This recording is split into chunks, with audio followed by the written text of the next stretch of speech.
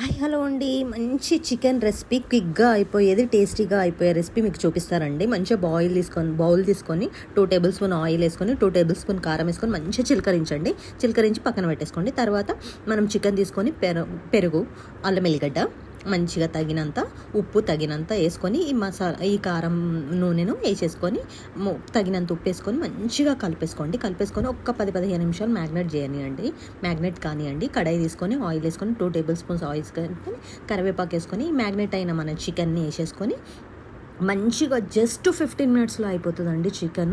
క్విక్గా టేస్టీగా మసాలా దినుసులు కారం, ఉప్పు, ధనియాల పొడి, గరం మసాలా పొడి మంచిగా అన్నీ వేసేసుకొని కారం మళ్ళీ కొంచెం వేసుకోండి.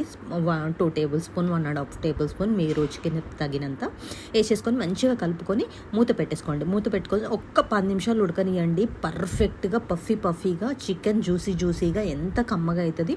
ఒక ఉల్లిగడ్డ, కరివేపాకు, కొత్తిమీర వేసేసుకొని కొంచెం లిటిల్ బిట్ వాటర్ వేసుకొని కలిపేసుకుంటే అయిపోయిందండి చికెన్. ఎమ్మీ చికెన్ జస్ట్ 15 మినిట్స్లో చాలా టేస్టీగా ఎమ్మీగా చపాతీ, పూరి, అన్నం, రైస్ దేంట్లోకైనా చాలా కమ్మగా ఉంటుందండి.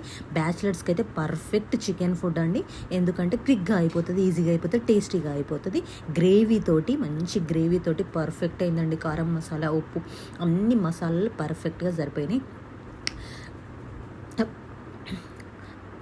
చేసుకొని కామెంట్ చేయండి ఎలా ఉందో. Please subscribe, like me, how is it my chicken recipe, comment మీ.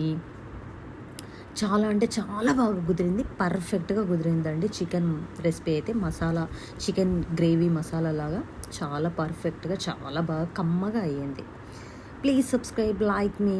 దీనికి కొంచెం వాటర్ మిక్స్ చేసుకొని ఇంకొంచెం గ్రేవీ కావాలనుకుంటే కూడా కొంచెం చిన్న గ్లాస్ వాటర్ మిక్స్ చేసుకొని రెడీ చేసేసుకోండి.